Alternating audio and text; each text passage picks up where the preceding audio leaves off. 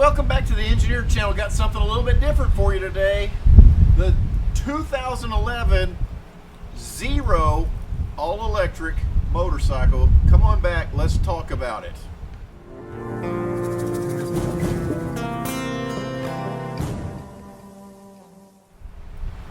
So this is the 2011 Zero Model S electric motorcycle. As we walk around this motorcycle, the first thing you'll notice is the aluminum frame. And this bike has some really high-end components on it. The aluminum handlebars, the risers, the suspension, the wheels, one-off aluminum wheels for these bikes.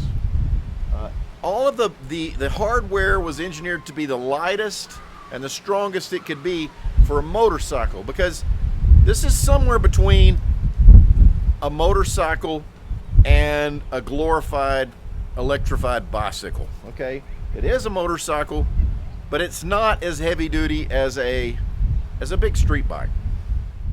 They were made in California, and were made to compete with something around like the Ninja 250s, the little 250R Kawasaki Ninjas, as far as speed and size goes. Now, I'm 6'2". Let's throw a leg over here. This is a small motorcycle. I mean, if I'm riding this, this is a little motorcycle. Maybe it's good for around town commuting. The riding position here. Look at that. Oh, that was no feet down. That was maybe the longest ever. Did you see that? Can't do it. Can't do it again. And so, but one of the major things that I noticed right off the bat on this versus a Honda or a Kawasaki is the quality of the bodywork, the quality of the plastics. It's not the same plastic. It's riveted on. It breaks easily. If you've got this in your garage and it's got a bunch of sharp corners on it, you walk by it, you grab that with your pants or whatever, it just breaks all the connections on it. Not the best bodywork. I think the aluminum frame, super great. The bodywork, super not great. So, will we be riding this bike on this episode? I want to see what it does.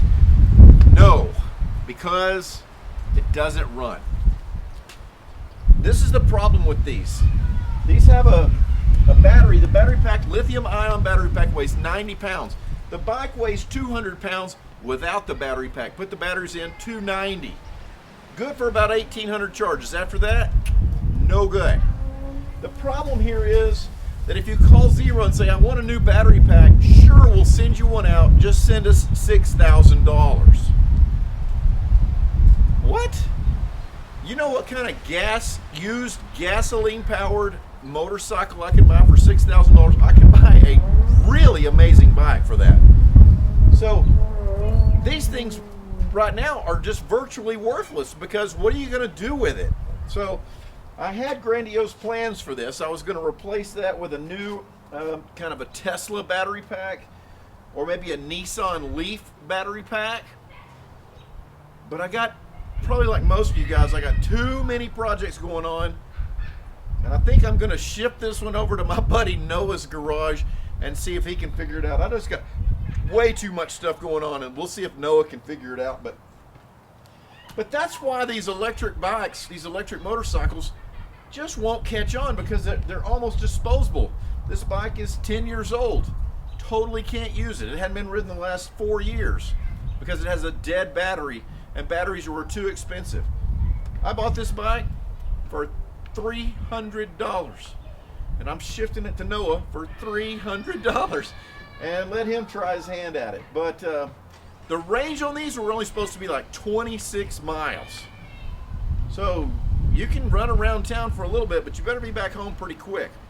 They had a 110-volt charging system, and the power cable, which is right here in the rear axle, was nothing more than a little D connector that you would see on the back of your household computer.